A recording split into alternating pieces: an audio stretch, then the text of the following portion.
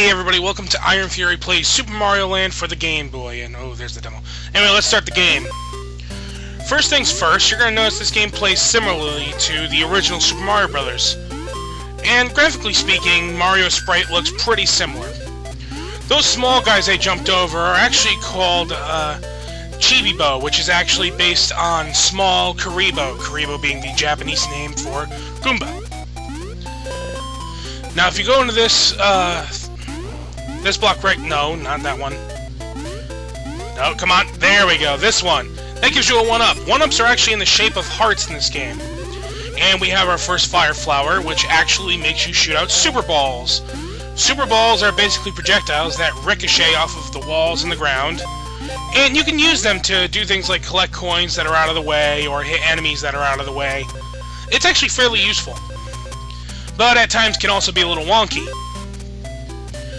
We're gonna kill this fly guy here. He actually takes 2 super balls to kill, or you can just jump on him once. Hey, we have our first star! And instead of the usual Starman tune, you actually hear the an 8-bit version of the Can-Can. And when you get to the end of a level, you're gonna get to this goal here. If you take the top path, you're actually gonna get rewarded with a chance for 1-ups or a fire flower. It's gonna rack up our score here. And you have this little, you know, kind of, you have to pray, hey, we got 3 ups on the first go. But you basically got it's kind of like a roulette kind of deal. Anyway, here is the second level of World 1. This is the Birabuto Kingdom. And this all takes place in a place called Sarasa Land. The whole point of this game is Princess Daisy, a character who would become a little more well-known later for the crossover games like Mario Tennis, Mario Party, Mario Kart, etc., was kidnapped by an alien named Tatanga. And so, basically, we are here to rescue her. Those bees will actually throw arrows down at you, or spears, or I don't know what exactly you would want to call them. Anyway, now, one of the things about this game is the jumping can be a little stiff at times, and while we're not going to really see too much hazardous platforming now, by the time we get to World 3, it's actually going to be pretty dangerous. Now, let's see if we can get...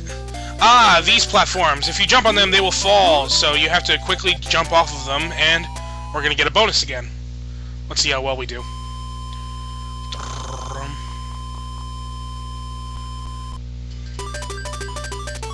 Come on, let's get 3 ups.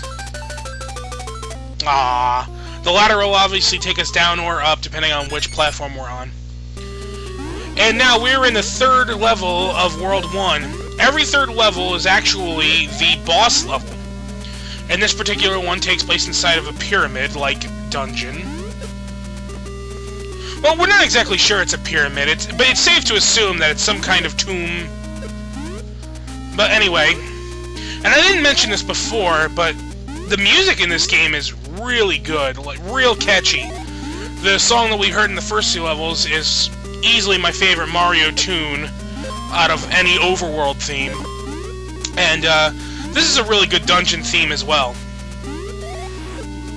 We're going to hear this one a lot more in the Easton Kingdom, which is actually World 3. Now, see what I did?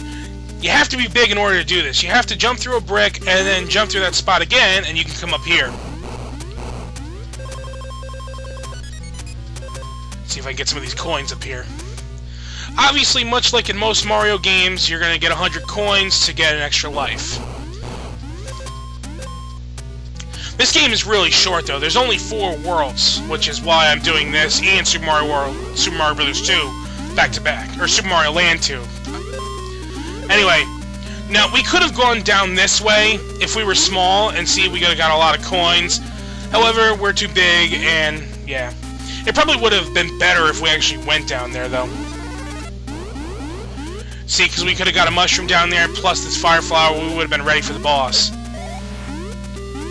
That thing I just killed, these Sphinx-like guys, they're called Gao, I think.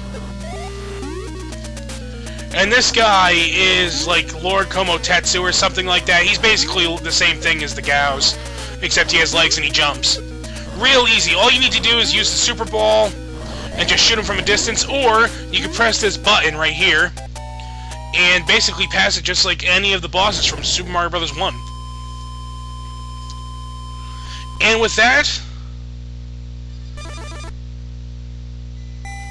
What Daisy? Really? Already? Thank you, Mario. Oh, Daisy.